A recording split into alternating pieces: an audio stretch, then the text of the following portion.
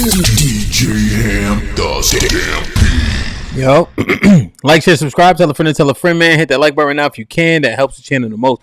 This might be Risky Original Show. We in the building. Please hit the like button. Salute everybody. I know I usually do the rundown, but I said, yo, we're going to be here for a good time. Not too long of a time, so I want to get it popping, man. As y'all roll into the building, please hit the like button. Let me bring a couple more people to the stage, as that helps the channel the most. Salute. Let's get it popping. Yeah. It's a broadcast. It's a broadcast. It's a broadcast, yeah. Like, share, subscribe, tell a friend, tell a friend. DJ Hamp about to go live again. So hit the likes, my friend, on your way in. First off, salute the chat, and to all new cousins, welcome back. Heard you searching for the real, well, this is where it's at. The latest topics and panels, and brother, don't get sent to the bathroom. We got all the stats, too, back to facts in the morning or the afternoon. Tuesday, women's POV, 2 Fridays, dancing, jamming tune. It's a community of real, and we better than the world news. This might be risky, I hope you know. This might be risky, let's go. This might be risky, no, I love you, real, I love it. This might be risky. Salute to DJ Hamp, it's time to start the show. Salute to DJ Hamp, it's time to start the show.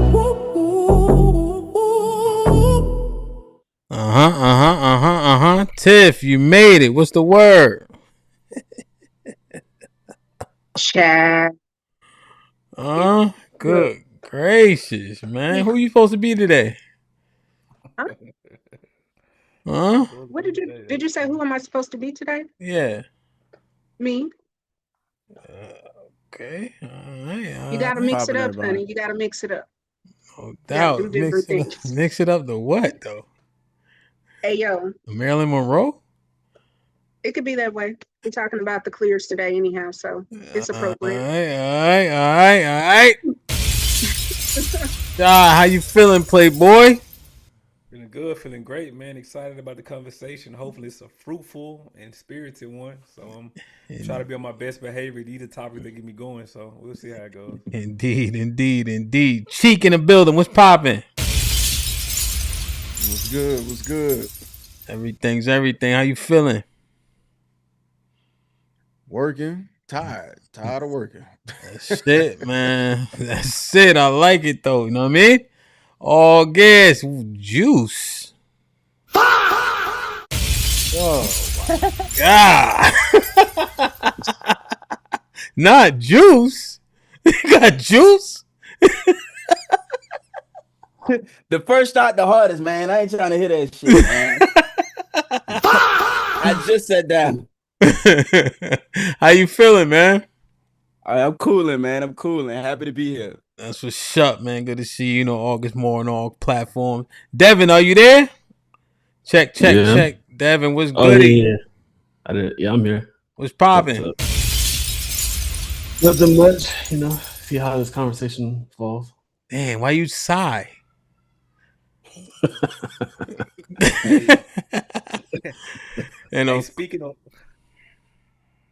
Speaking of falls, I'm just looking at his background, kind of like the sunken place a little bit. Like this, if there was a see, that's why I sighed, because he already started. I ain't even all you need is a white cup, huh?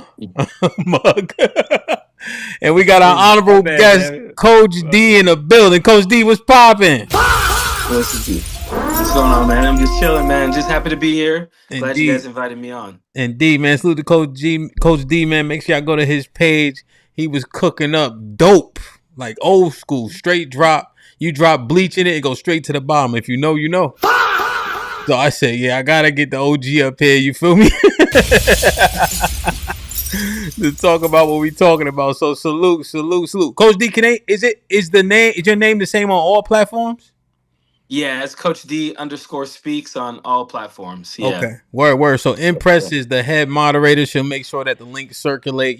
If people under a rock and they may not know who you are, they'll obviously find out today, and hopefully they can lock in and tap in with you. You know what I mean? So, matter of fact, let me put the @ on here, because the YouTube has an @ too, right? It's @ now, right? For everything, right? Yep.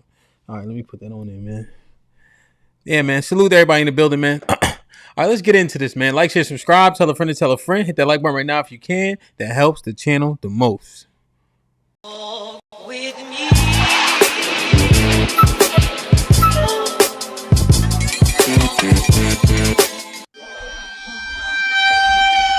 Did you guys hear about Tuskegee implementing the dress code? No bonnets, no flip-flops, no pajamas. And so obviously I heard it first on the Breakfast Club. As you know, I got a few clips, but I said I kind of know enough about it.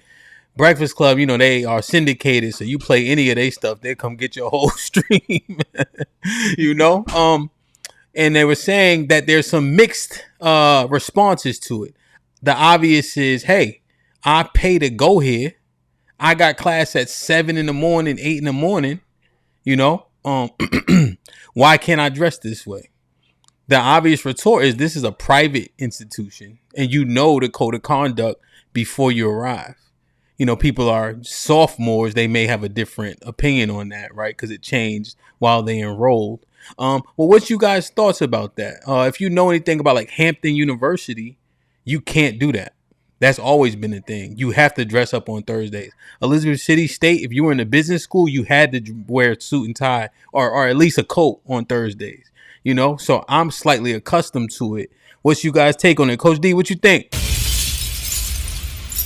So I'm a college professor at a junior college out in California, and I coach, and I've been there. It's my 25th year there. So I understand the idea of, you know, if you dress to impress, you know, look good, feel good, carry yourself in a certain way, things like that.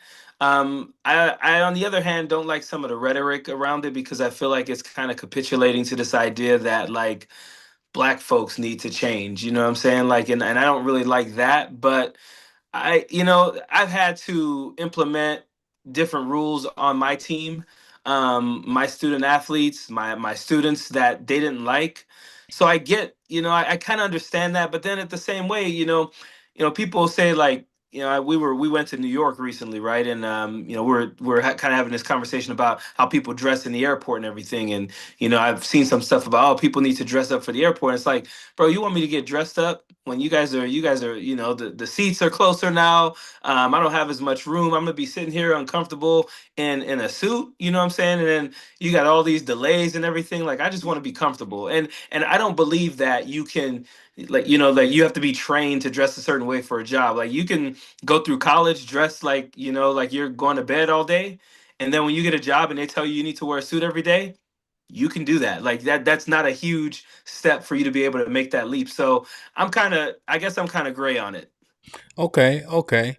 Do you think respect levels change still? Because, that's one of those old school sentiments. Like, when you dressed in a particular way, people look at you and treat you differently. You think that's still true in the earth today? Absolutely. I think that's true. But I think why are we policing what people think about us? Like, that's their problem. Like, you know what I'm saying? Like, you should be treating me fine no matter how I'm dressed, right? Until I give you a reason to treat me bad, I don't think you should be treating me any type of way. So, and I also think that they think that, people will act better if they're dressed a certain way. I'd rather just see you act right, regardless of Okay. how you dress. You know what I'm saying? Like, that's just how I feel about it. So, Coach D, damn, what you just offered is interesting to me now, right? So, I've been DJing since 2006, right? From clubs, weddings, funerals, whatever, right? And they implemented hard bottoms, in the early 2000s to about 2012, 14, 16. It's lax since now. Like, people just aren't the same, But in the height of 50 Cent, they they had the outlaw Timbs in the club because somebody will fit the deuce on the side. And then you had to wear hard bottoms and you had to have a button down. And we saw a decrease in fights and things of that nature. You know what I mean? So I just was thinking about that, and I wonder, does it actually change behavior? Substantively. I think you might be right. And I'll just say this because I know this. When I take my team on an away trip, and we're gonna stay in hotels, I always make them wear our school colors and school, something with the school name on it. And I let them know, like, hey, you guys know now you represent the school. Everything that you do, everybody's going to be able to look at that name on your shirt and know exactly who you are. And that does decrease the issues that we have with them and everything. So again, that's why I'm gray on it. I don't like when things seem to have a racial undertone to them, and sometimes some of these things are implemented for those reasons, and that's when I'm like, we need Okay. to push back against that. I see. And it's like in real time, you like processing it, like as we having the Yeah. conversation, because the values there, and you like, but they trying to say, what are they also trying to say, right? There's always that. Word. Okay, word. August, what you think, bro? I think that it's important to have a level of decorum. I think that that's been lost in our community. I think that if the boot fits, we should fucking wear it. You know what I mean? Like that's the reality of it. I think that What boot if you specifically? the bonnets and the onesies in the store and all that other, not having that level of decorum and having that attire that reflects your mental state. I think that it's important. I think that we need to definitely get back to that. I think that if you start to see us take our attire and appearance more seriously, you might start to see that permeate as far as the psychological perspective that we have about ourselves in the community. I think that it'll lift that up. I think that there's no harm in forcing, especially black people, specifically to adhere to a dress code. I think that what they're doing and they're implementing, I think that's a positive thing for the people, and it's a step back to structure. Okay, so you are alluding to Coach D's concern. I'll just kind of characterize it like that. Like, hey, so you're saying that not only is it a concern, it's accurate. Yes, very accurate. Okay, and Yeah. what is this accuracy? Just say it plain so we understand what you're saying is true about black people mostly. Our culture, we the bonnet one. You got dudes wearing bonnets now. We wearing bonnets in the store. We coming out the store, in our underwear and long shirts. I just saw a lady, I just had to go get some water from the store today, and I saw that. We're not really taking out, we have lost um, the gumption to present our best out in public.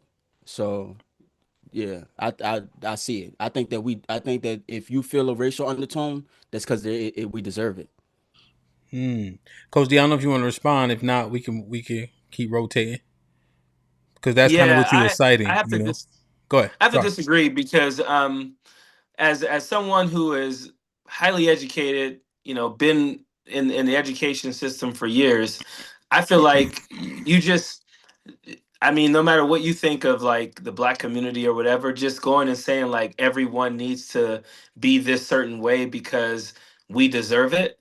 I think you're now stereotyping. Like to me, that would be almost like saying like, yeah, that cop was right for, harassing black people because he's being told that black people, are more likely to commit this or that or whatever. And like I'm watching videos all the time of black people just trying to mind their own business and walk through neighborhoods, and they're getting cops called on them, and then people in the comments are like, if you ain't did nothing wrong, then just give them your ID and this and that. Like how long do we have to endure that? Like why do I, as a black man who is, again, like I said, like, and this is the problem I have, like no matter how educated I am, no matter how much of a family man I am, no matter how much money I make, what car I drive, I have to be that stereotype has to be put on me as well. Now you got the cops being called on people. If a cop gets called on me walking through the street, right, and I got a cell phone, this actually happened. Let me tell you a story that actually happened to me.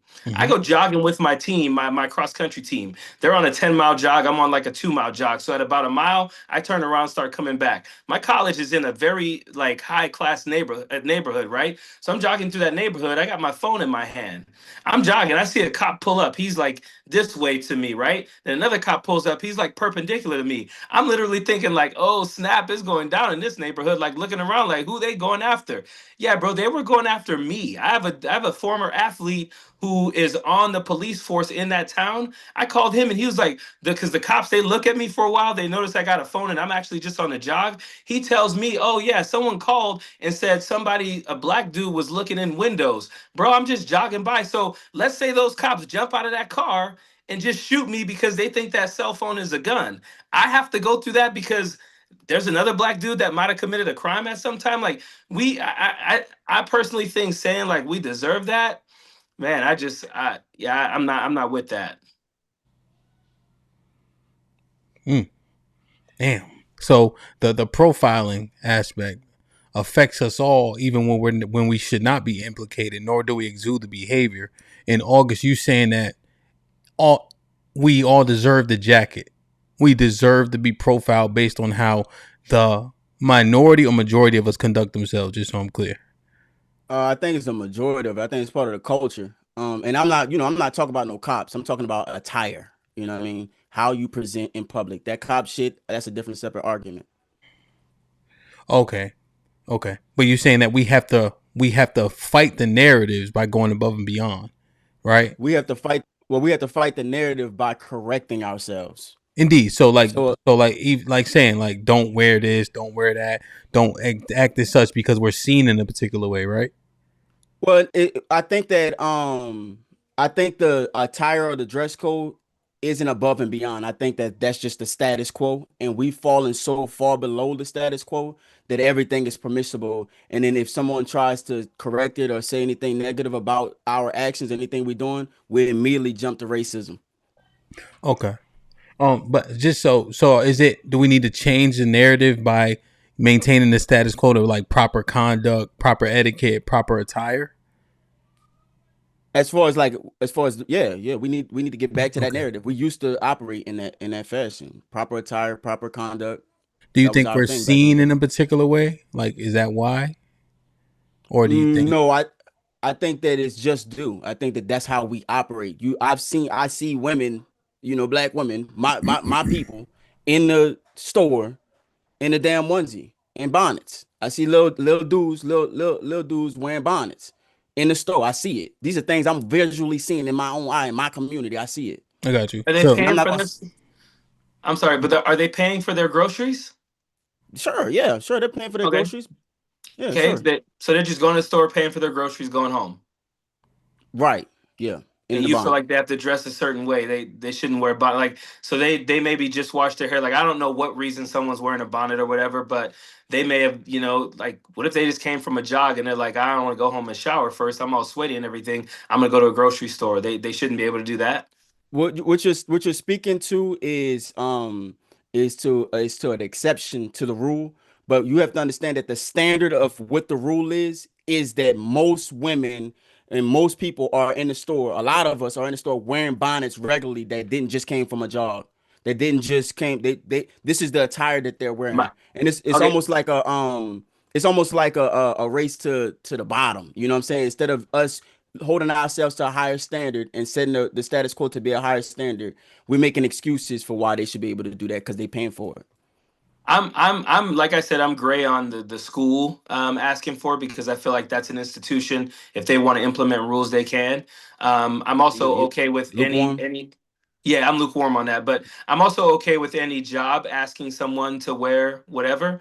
But I mean, I follow a page called White Crimes or something like that, and white people are walking around with this stuff on too. Like, I mean, so I don't know if it's. I don't think we should be trying to legislate or ask people to do anything that they don't want to do. I feel like, I mean, outside of like, I don't want to, like, I would agree, like, we shouldn't be looking at people's underwear and stuff like that. But like, if it's just clothes and it's just not how you like to see it or whatever, I think that's a you problem and not really a them problem. As long as, because I don't think dress code is what is causing how people are acting. I feel like that's just how people are acting. Like, you can put anything on me, I'm still going to be Coach D, who has accomplished the things that I've accomplished and stuff like that. And I know there's been times where I just want to wear my slippers and my pajama pants to go to the store real quick.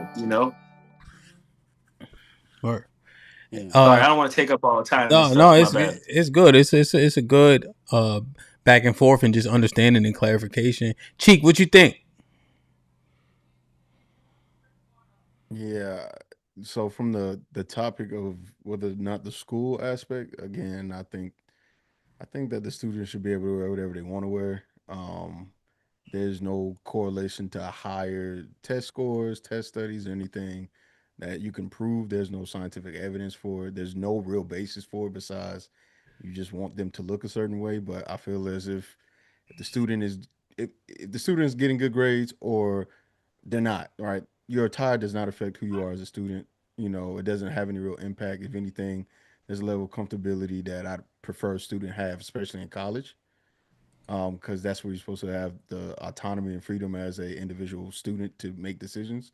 So if they want to wear whatever they want to wear, so be it. The issue that I have is, I think this ties in a little bit to respectability politics, which I just do not respect at all. I think that when you look back at the '60s, whatever the case may be, they were getting bit in the ass, in a two-piece suit. They was looking clean as hell, professional as hell, getting beat up. So this idea that there's a culture issue with black community, and is the problem that I have whenever we have these conversations. We start extrapolating maybe who we see from the Walmart store from 2 to 3 people, because you're not counting on your hand how many people are in bonnets versus how many aren't. And by and large, most people aren't in bonnets. Most people are in some regular jeans or something that's just comfortable and suitable versus the people that's not. And then when you look across culture, especially when you go to white neighborhoods or white areas, they're doing the same thing. But no one says there's a cultural issue with them. That's where I have the issue. I think this idea of respectability politics becomes a problem because we always think, we, like Coach D was saying, we have to make the adjustment to people who don't respect us anyway, or people who should already have the respect but they don't. And there's nothing you can do to change that. You could just look dressed more fly and be called the N word while dressed fly, but that doesn't change anything. There's an internal issue with the people that have a problem with black people. Is my viewpoint. Hmm. Okay. Okay. Okay. Devin, what you think? Yeah.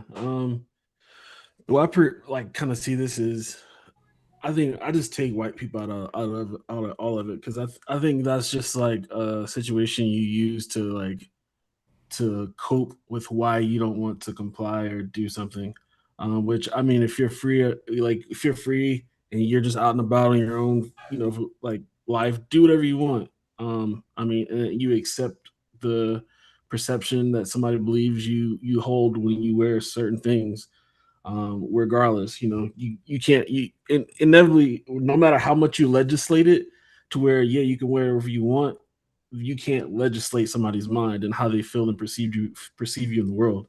And I think when you're talking about private entities such as the university, I think they have the ability to say, "Hey, I want to set this standard for my university, and I want to do something to probably push me above something else." Above the other school, where they might have the perception of, those people, they just, it's a party school. Maybe they want to give the perception of, hey, we're a place of higher learning and we're different from this place because of X, Y, and Z.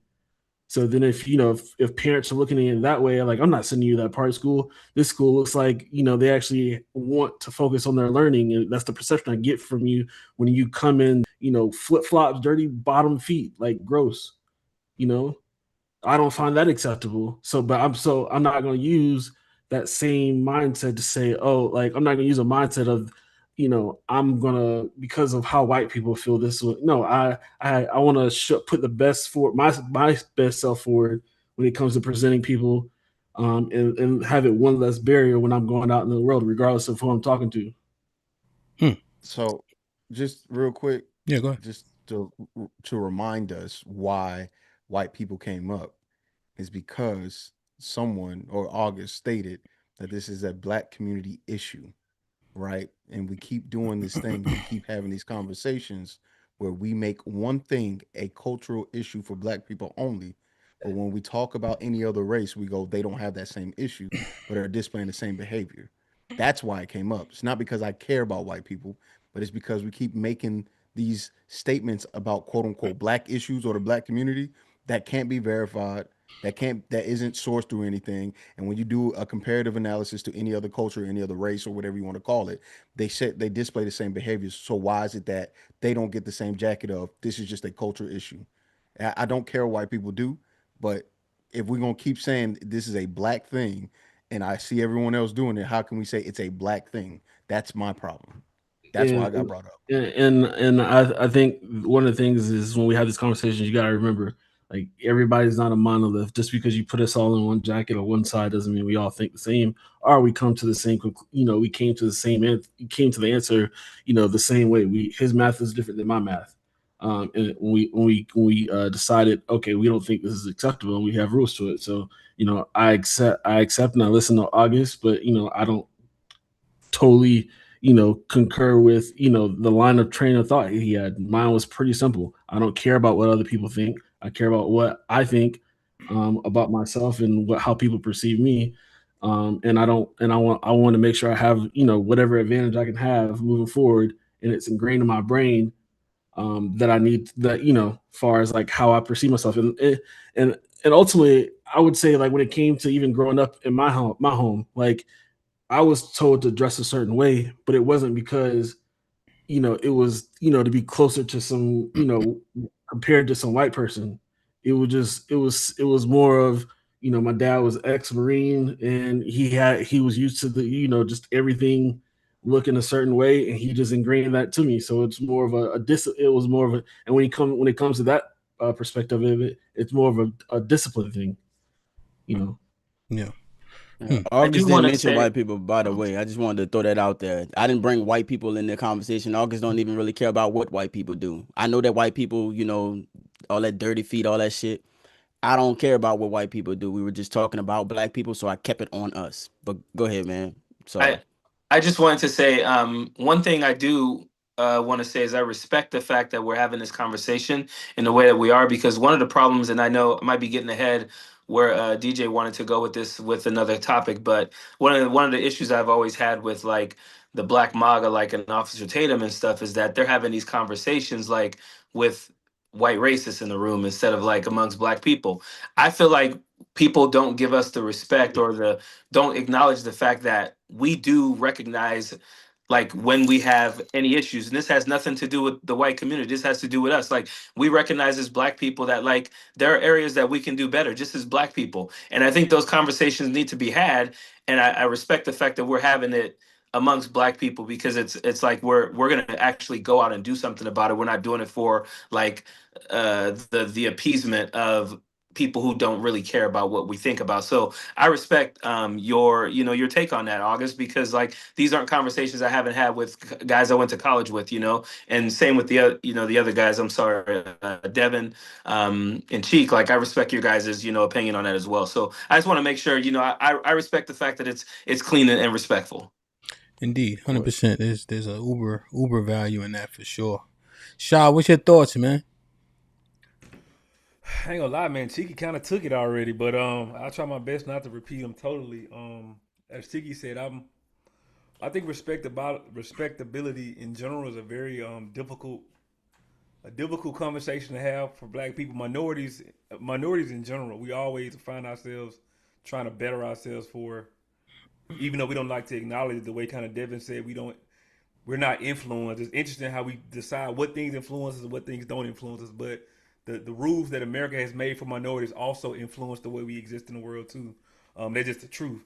But as I was saying, respectability is a difficult conversation to have, because even as an individual, I have my own biases as a black person, so I try to always assess: am I is the criticism or critique sincere, or is it just another example of scapegoating black people? I was listening to the they call it the pound cake speech from Bill Cosby in 2004, and I think if you go back and read the transcript, that's a really good example of how difficult it is to walk the line, where the conversation is fruitful, then it goes to kind of scapegoating, because there were moments in that speech where what he said was important, black people needed to hear, but then you found him also kind of jumping into those stereotypes of those overgeneralizations of black people or minorities in general that get us in trouble. So I think when it's a conversation that doesn't have the scapegoat and is necessary, but anytime we scapegoat black people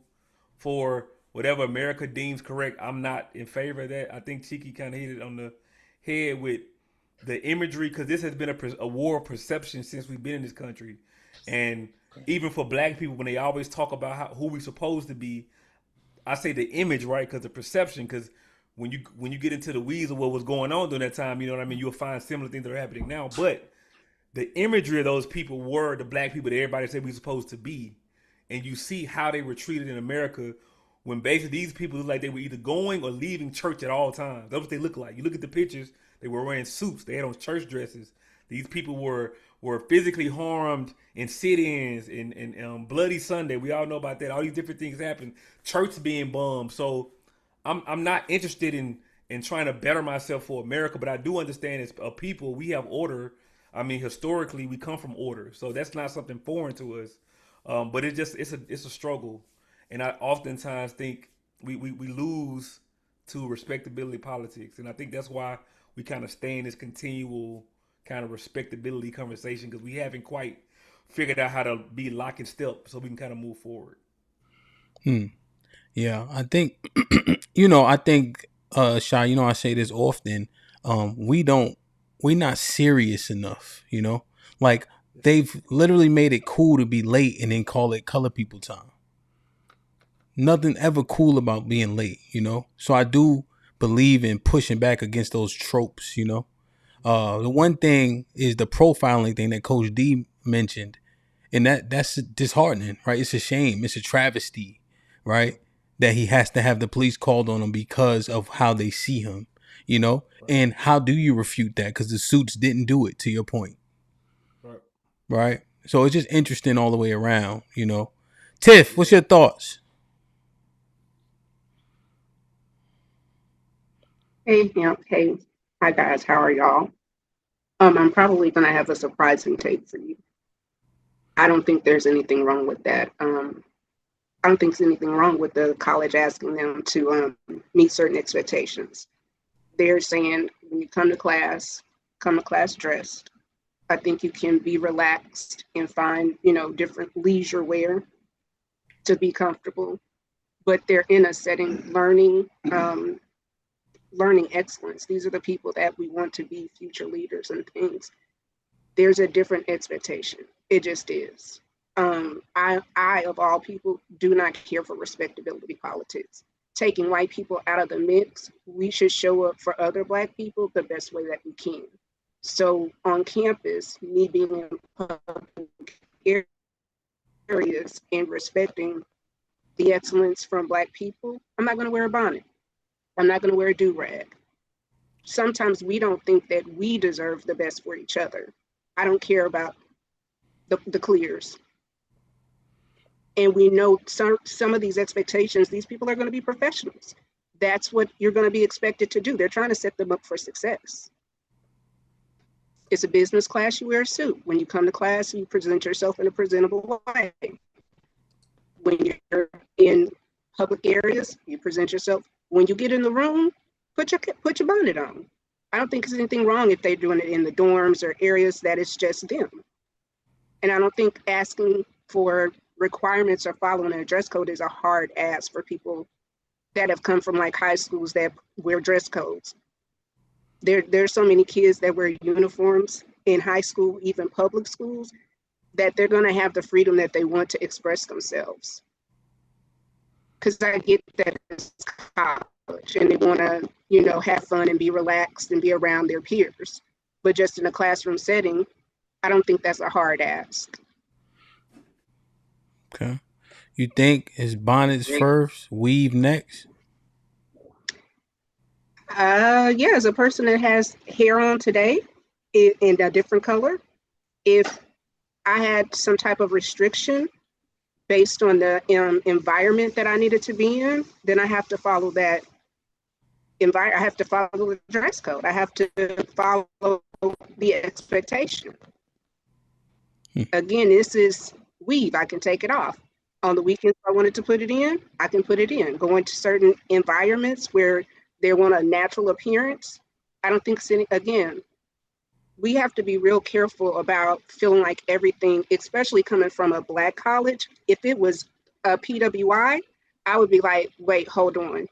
This is a bit much. But this is what a upper echelon Black college is asking for.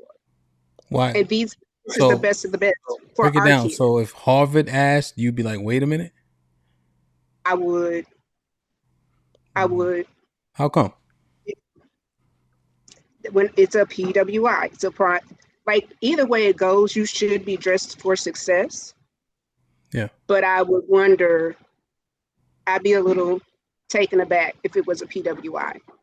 These are Black people asking other Black people to present a particular way for that Black college, preparing them for outside worlds. Like one of the things is on, I think on Thursdays, if you have a business meeting, you have to wear a suit. If you have any kind of meetings that you have to do certain things. And within the world, there are certain environments that dress codes are necessary.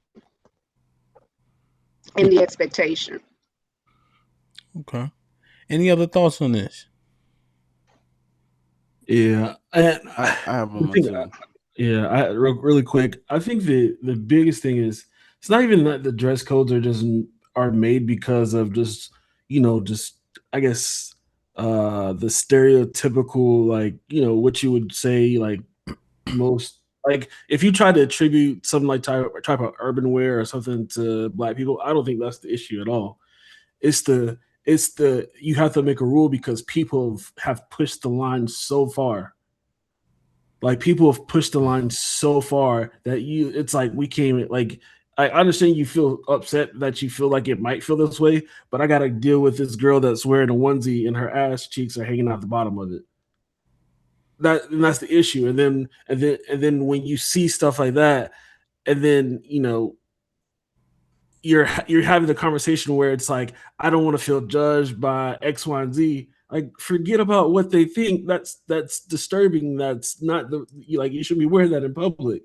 And I think that's where we got to be honest about these conversations. People are wearing some egregious stuff out in public. And if they're gonna make a rule, they're gonna have to make a rule for all. And they're just gonna set a standard, and it's the everybody has to suffer because of the sins of a few. I had something I wanted to add on that too, if I can. Sure. I think that what gets lost in translation is the optics of presenting ourselves for white people or white standard.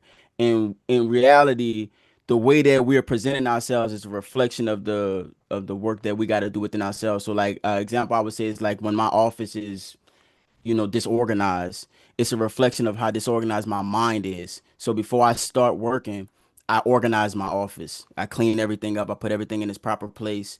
I clear my mind. I see that the mind is clear, and then I start. So it's like that. It's just a reflection of the disorganization and the lack of structure that's in our community that we need to get back to, because it's more about us versus the optics of whatever the fuck anybody else think. And that's what my focus is mostly on. I don't really listen to Officer Tatum, and I don't, really care about what white people are doing.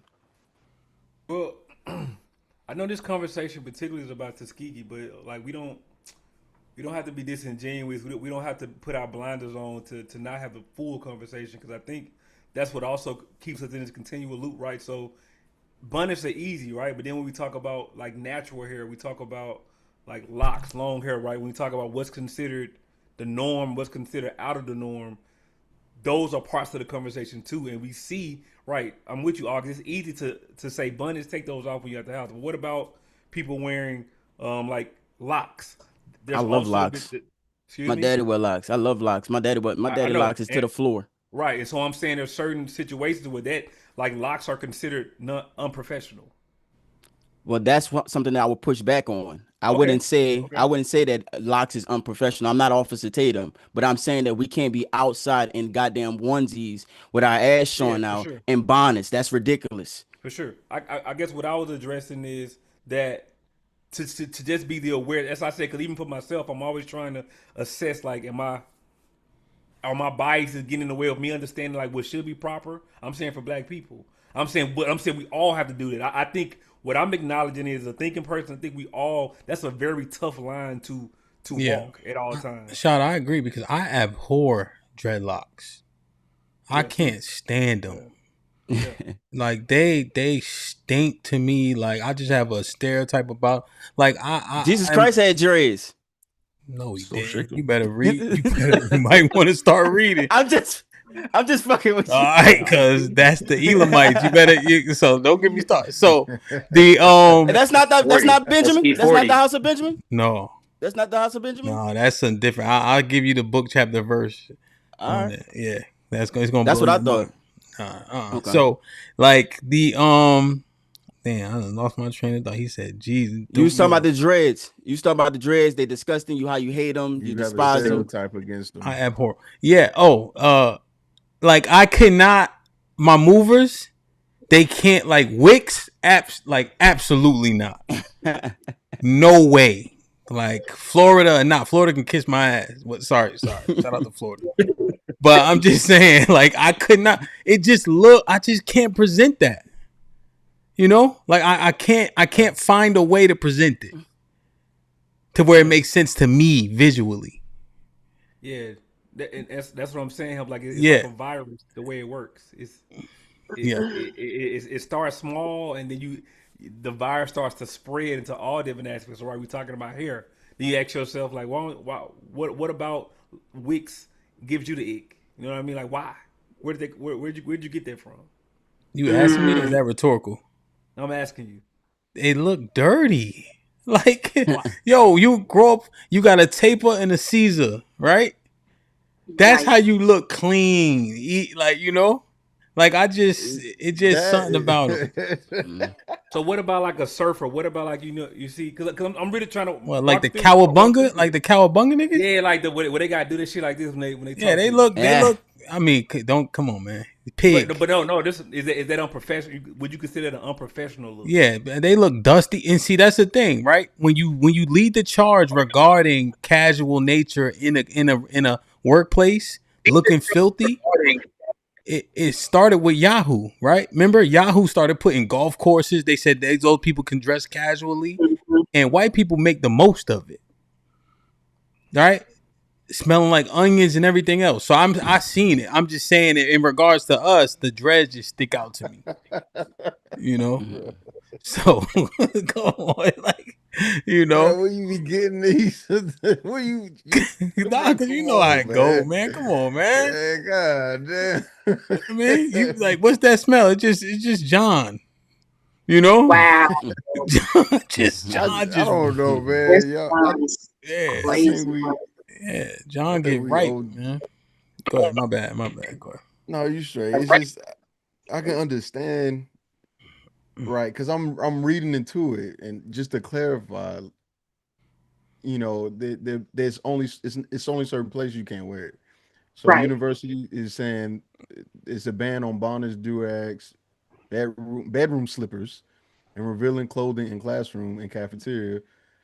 And then during what it said also during interviews in certain events you wear suit. I'm okay with that. Right? Like that doesn't bother me. It seems as if they're just setting a dress code for certain things that won't bother me. Right, but if there's no reason behind it or if it's not articulated, I'm going to have a problem with it because that's just how I operate. If you're telling me to dress a certain way or do a certain thing, I'm going to ask why. And if you say just because, I don't know, respectability, then that's not enough. If you're saying, hey, this is the reason why, or there's a purpose behind it, I can always get behind that. I'm never going to be the person that just accepts something just because.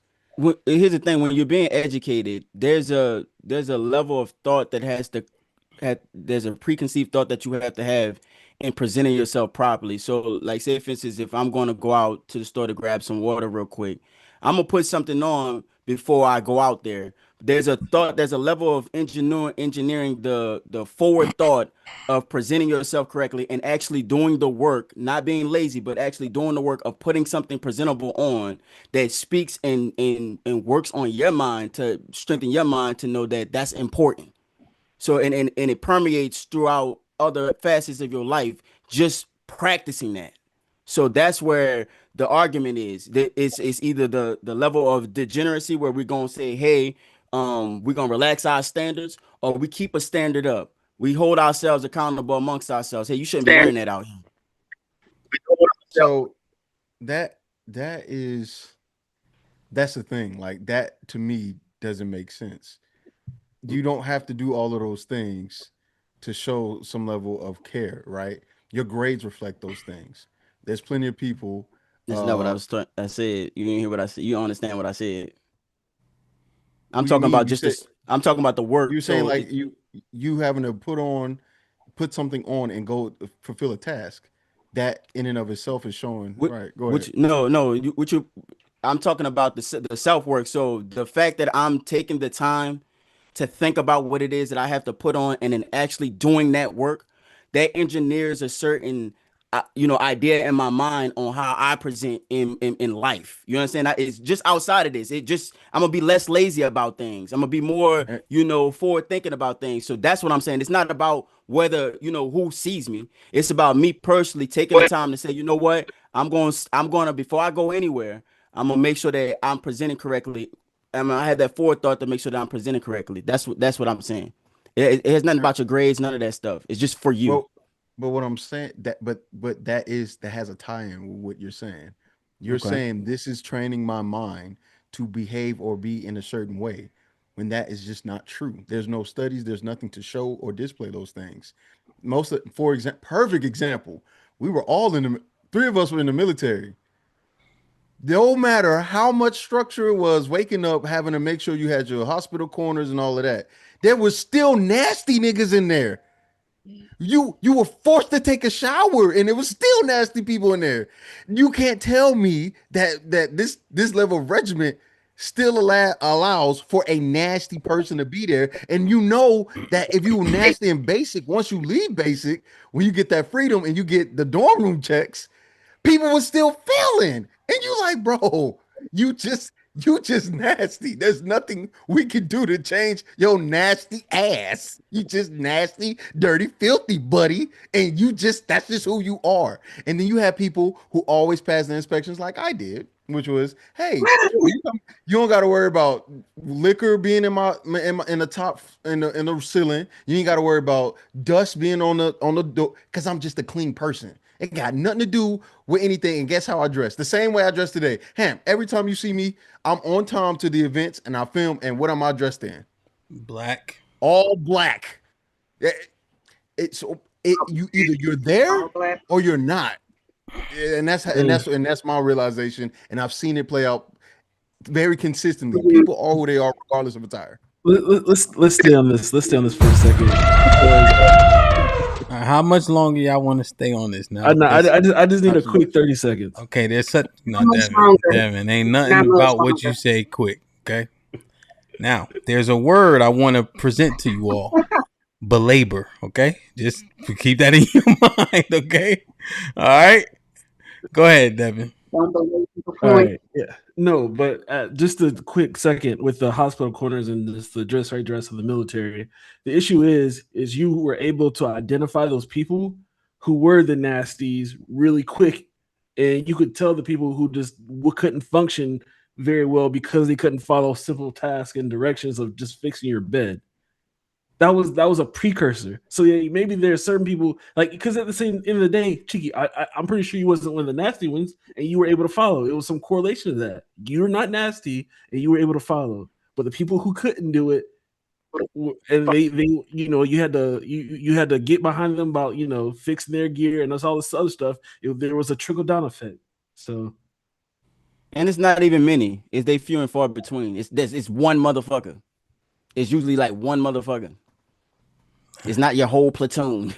And they get picked on, they get pointed out, and they get shamed. Yep. Drastically. All right. Yeah. Like, share, 30 subscribe, seconds. tell a friend, man. Hit that like button right now if you can. It helps the channel the most.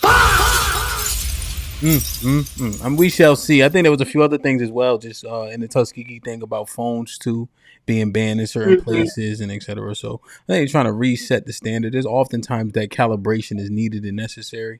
I mean, Ballou High School in DC had a 20% graduation rate. You know, there are so many distractions going on for kids, you know, along with just the lack of parents pushing them. There's so many different variables. So people are just trying to figure out how to mitigate things, you know, attendance to class, actually enforcing it.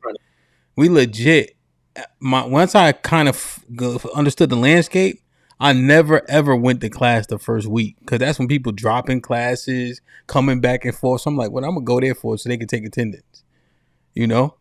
Until one teacher actually marked me. I had to go to the registrar to get back into class, you know? But that set a precedent with that teacher. So it's just interesting how these things work, man. Salute to everybody in the building. 1 second. Hank with the $5 says, shout out to my brother Hamp for having the conversation. Now, we got some awesome minds up here, man. Salute to the 200 people in the building. We have 98 likes. Let's make sure that the likes match the viewership. Shah, you want to pop this off or what? Yeah, for sure. Okay. Go ahead. You going to introduce it again, or you want me just to go right? Yeah, the Yt Apogogist. For the first, Tiff, mute when you're not talking.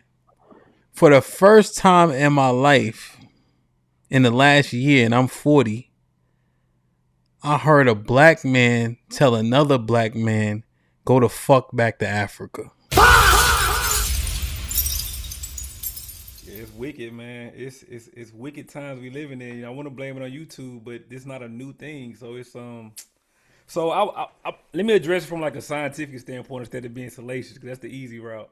Like really trying to understand where it comes from. I don't know. Have you ever heard the term system justification theory? Have you heard that before? I've heard it, but I'm not edified. So it's. I mean, I'm sure most people have heard it before, but we learned about it in school. And it's kind of like this deep, like psychological need to defend the status quo.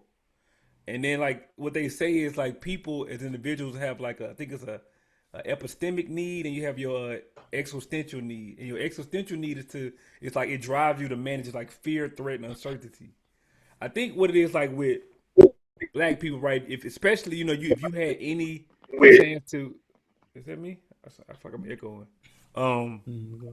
Any chance to view history, look at the past, man, it could do some things to your psyche. And I think people oftentimes make a decision to like justify it. It's like an ego justification, right? Because you don't want to be what they say your particular group is. Like you're competent, you have high morale. The system can't be that bad because I made it. All these types of things. And like you said, not until I kind of came around YouTube, hearing particularly black men, older black men speak so highly of just like what's happening in America. It's an interesting thing because I think it's like two competing thoughts. It's like we want to believe that America is no longer racist because then we can rest. I think a lot of it is about comfort, like being able to say I live in a country that had a certain creed, but it hasn't quite lived up to it all the way. And then that's when you get the things like go back to Africa because you can't criticize the country which made freedom of speech the First Amendment. The irony, and then there's also like this victim thing, right? And I've been repeating this for at least a year now. Hamp, I said when you think about like activism in general, it's usually the people who have found some type of benefit from the society, but because we don't have the same anxiety or worry or stress of someone who's kind of on the bottom of the pyramid, we can kind of see what's going on. We kind of like gardeners. I mean, I can see the entire forest. I'm able to make it, but the more I climb, I'll start to see how hard the system makes it for people. So there's no need for me to not acknowledge what's happening, but I'm also not a victim. I'm playing the same game, but then when I look around, when I do the numbers, I'm actually doing better than a lot of people in a large group. So I'm not a victim, but I'm still aware. And that's the thing, like that awareness, it bothers black people. It bothers certain black people. We've allowed America to bastardize woke, which always just meant stay aware of what's going on. Because I'm saying, well, I think Malcolm said, you take the knife out a few inches. Hey, hell, if a nigga sneak you, right? Let's make it easy. A nigga sneak you, Hit me with a bat. hit you with a bag, and back it. So do you turn your back on him again? No. This like basic human understanding. So I'm saying we acknowledge what is happening in America. We're supposed to keep marching because we know resilience is who we are. But like, why would we rest and turn our back with all the things that have occurred? And it ain't like you said. Some of the people who dealt with it are still alive. My mother was a part of a segregated school. When she raised her hand in front of the class, the teacher called on the white kid behind her. This is her real experience, and this lady's still moving around. So why should we lose that awareness? 2K had pointed out something. I think it was argued back and forth about a school where he's from in Mississippi in 2016 was still segregated, if I'm not mistaken, to some capacity. Yeah, I think 2K kind of but yeah. The proms. I think the prom. You talking about white prom and black prom? Yeah, that's what it was. You know. Yeah, no, it's interesting, man. It's interesting. Coach D, did Shad do a good job of just like kind of laying out what we are discussing, experiencing, etc.?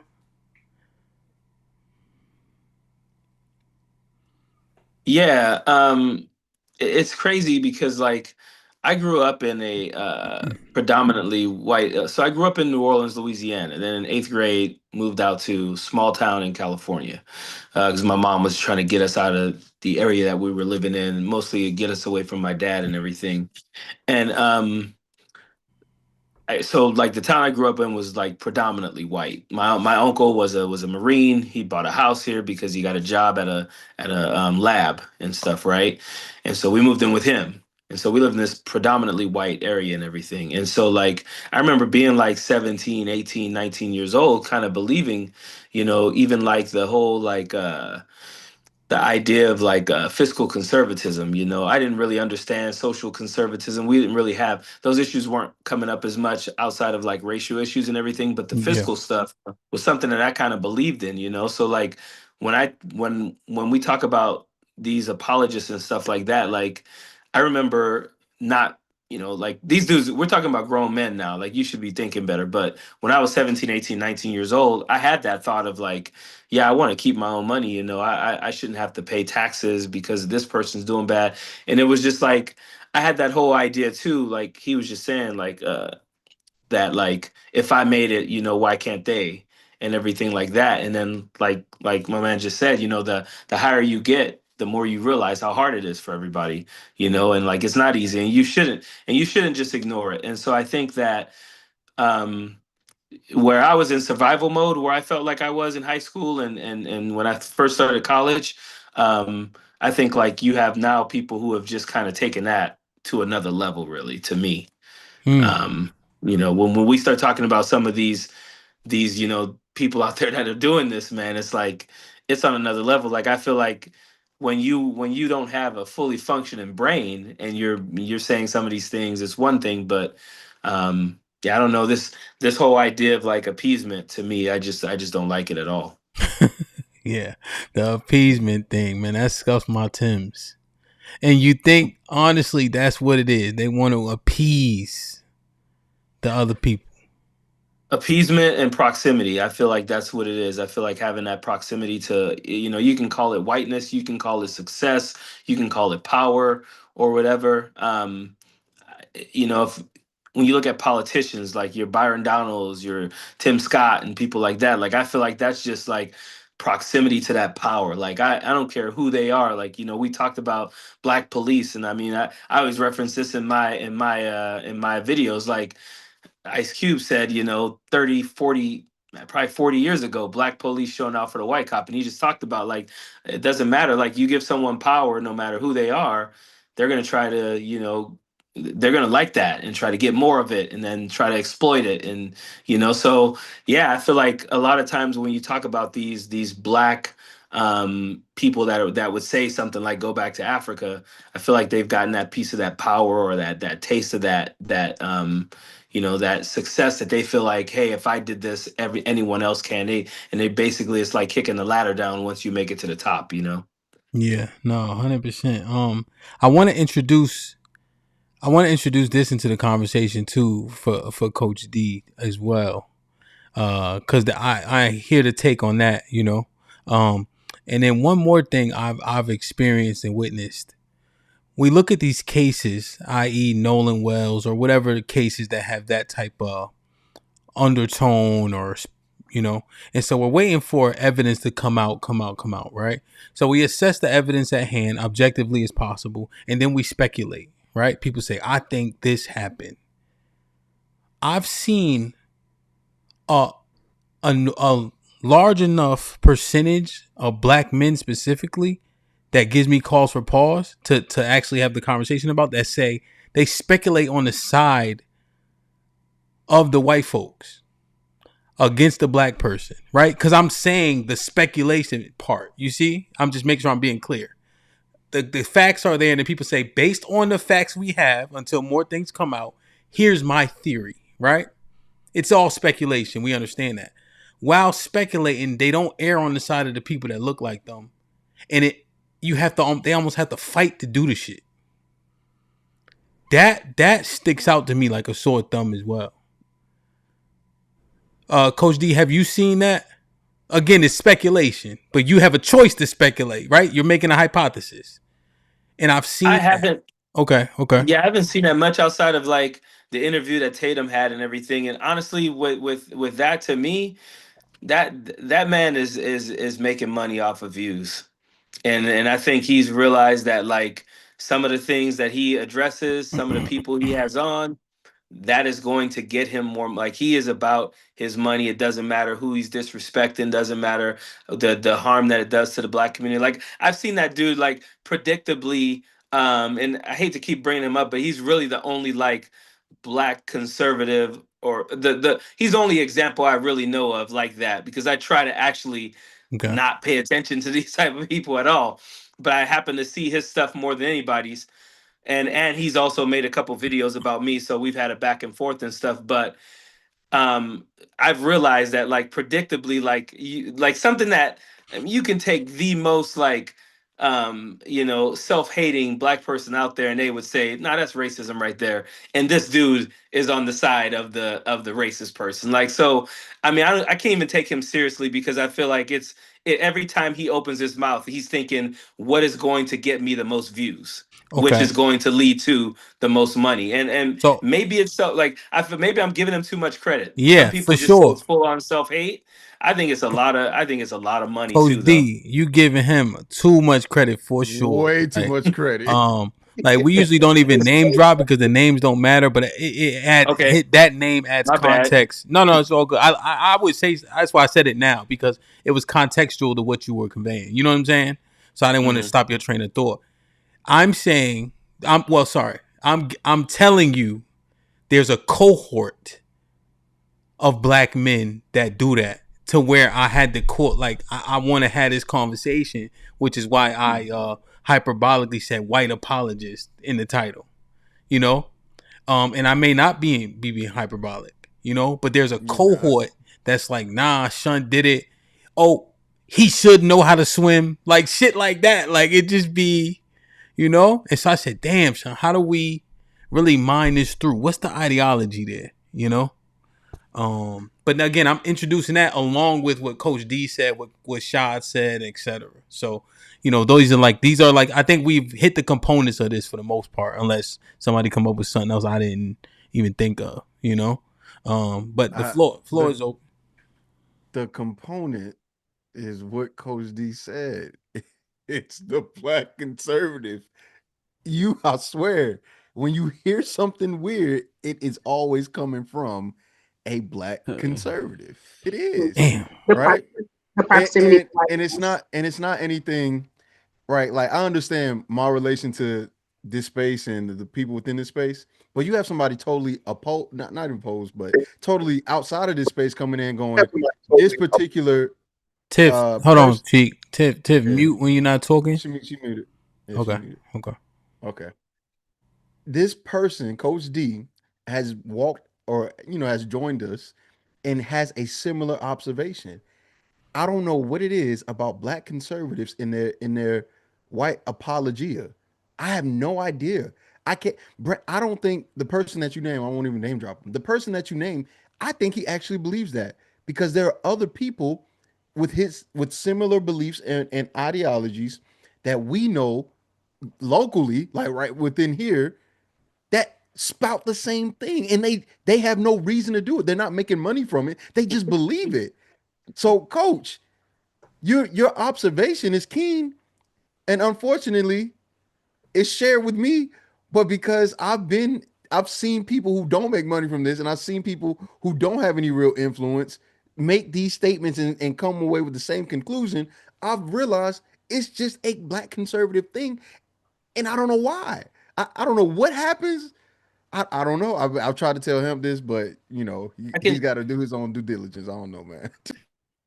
I can tell you this, man, as someone who probably, I wouldn't say I was a black conservative, but like just growing up where I grew up, and like it was a very conservative upper middle class area, right? And a lot of police, and then my uncle being a former Marine and stuff like that, right? I feel like it is the idea that if I can do it, why can't you? Like, you know what I'm saying? Like, so I feel like Tatum, yes, I do think a lot of it, like, I think initially it was, he probably thought that way. I think now it's clicks and views and all that, but he still does think that way. However, I think it's because the proximity is big, but I actually believe that they've just been indoctrinated to believe, like, hey, bro, you did it because you're better than them.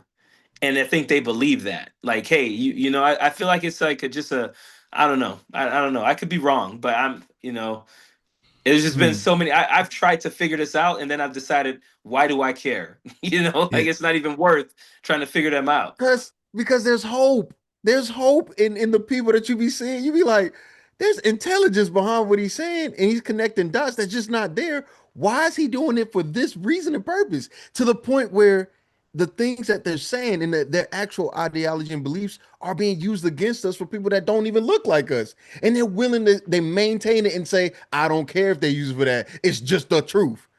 And as if that's just enough. They don't care about the consequences. They don't care about anything but whatever they want to say. And you're hoping somewhere within that black brain and body of theirs, there's a realization that, hey, nigga, you with us, right? But the simple answer is we don't really know. And we will probably never find out until the extremes happen. And then it's too late. Now we got to just, get, then it's just me, Hamp, Coach D, and Shad, and whoever else. Then that's it. That's all we got. Yeah. I think the issue is I do not include me, Cheeky. I'm offended.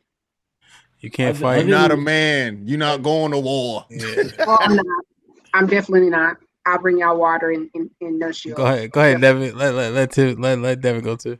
Go ahead, Devin. Yeah, no, I just think it's the issue of always putting every conservative in the boat of like to the tune of that guy that we were talking about, because I was listening to him because recently the whole thing of I don't find the issue